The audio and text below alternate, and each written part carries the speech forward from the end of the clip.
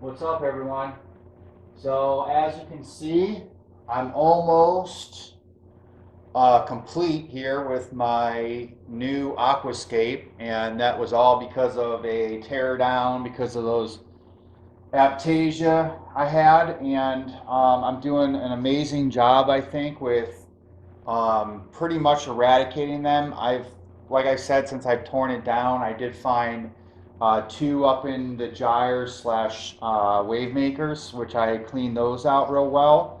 And since then, I found two. I found one in a Zoa plug that was definitely on the rock, the original Aquascape, um, covered in aptasia. So I tried to save the whole colony and I just couldn't do it. So what I ended up doing was fragging as many of those zoas as I could, and they're fairly quick growers, so I don't really have that big of an issue with it, even though I still feel bad having to get rid of some coral like that. But I'm not willing to risk getting another aptasia breakout or having an issue just because of a probably $15 or $20 plug. So I'll get that back. It'll just take some time.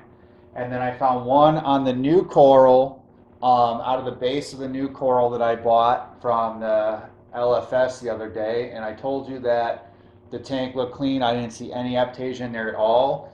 But, unfortunately, I'm sure the store just got in a bunch of new corals or fragging from their house. And, they look good when you get them on there. But that's why you got to quarantine, because it took about close to 10 days, I think, before little aptasia started popping out of the skeletal structure of that frag plug or that frag. So what I did was I pulled it out, I toothbrushed the crap out of it, and then I covered it with super glue, which is what I've been doing if I do find it. I tried that with the original Zoa plug I'm talking about, but it just didn't work. The next couple of days, I had some Zoa pop up, or some um, of those aptasia pop up again. So either way, I think I'm doing good. But the far right structure is the one that I built in the video. It's this one right over here.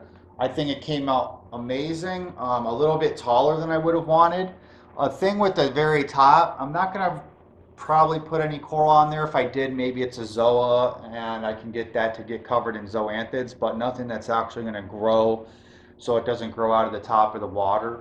I would have liked to have maybe been a little bit shorter, but either way, I think it looks excellent.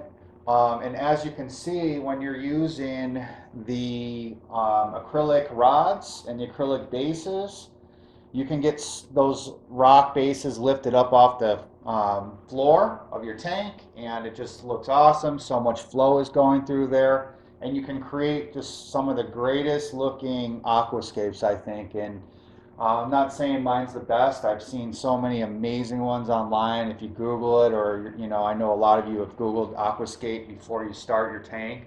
But I think it came out pretty darn good. And I am going to leave the left side of the tank open, kind of like an open water deal, and I can put some stuff over there. But my torch coral is just like so massive. I'd prefer just leave it back in that corner. At some point, I am going to have to move my Neptune wave maker, out of the way, because those tentacles, especially when it's fully extended, they come decently close. Not quite yet, but they get up there. So yeah, I think it came out awesome. Um, I'm hoping that within the next 6 months, I get a really good coralline algae building on these rocks. I haven't seen any nuisance algae at all.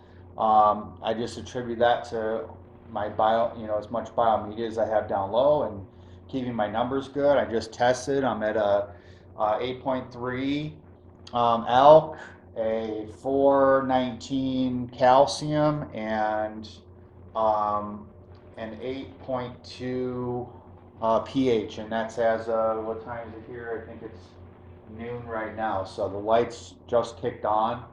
My T5 just kicked on actually. So probably around 5, 6 o'clock is when my pH is at its highest. I'd probably hit like 8.4. Um, but the weird thing is my Neptune, actually real quick, the Neptune system, the Apex, don't 100% trust what those numbers are giving you. The probes are off sometimes, especially if they're a little bit older, maybe need to be recalibrated. My wife just bought me a brand new pH probe because I thought there was an issue with my other one for Valentine's Day.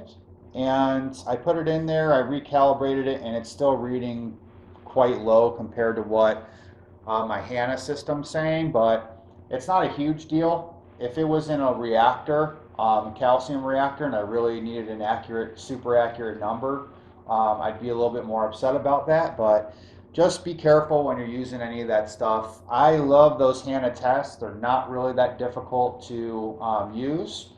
They don't take a lot of time, and they give you extremely accurate numbers. So anyways, I've got some great numbers going on. I haven't had any nuisance algae. My fish are doing great. My tang is starting to heal up. I don't know if he hit the torch coral or it was the carbon I had in there, but I took that carbon out and probably within 5 days. But you see that right there, that Anthias is a little bit aggressive, but he doesn't necessarily hit the tang hard or chase the tang. Just kind of swims up to him, and then the tang lays sideways, and that's it.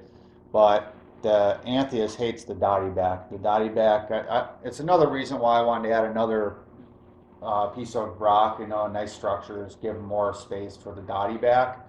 Um, I love the dotty back. It's a pain in the butt. I can't have shrimp in here, which I'd have this thing loaded with peppermint shrimp, and I wouldn't be as worried about um, the aptasia. And I think shrimp are really cool, but he just that dotty back messes with everything out. He or she, whatever it is, it just messes with all kinds of shrimps, or sometimes it used to mess with the snails, not so much anymore.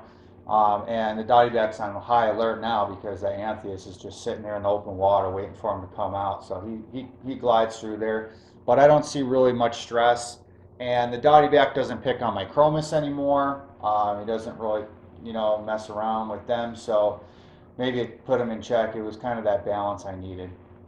But look, you can see, I don't know, he's on the left right there in that structure. He's staring at the Anthias. But yeah, it's looking real good. The corals are real healthy. I took out those aptasia, and I'll just continue to check them. My wife also bought me a cool thing called the flipper, and it's like a magnifying glass. So I'm going to be using this. Sorry if you can't see it. Turn that on. But yeah, the flipper. So I'm going to use that, and I'll use that in conjunction with my Coral View lens later, which is awesome for phones and stuff. It doesn't fit on my GoPro, but it fits great on a phone. And it just really pops out those colors real nice on the corals. But I'll take some pictures, and I'll inspect the corals and see.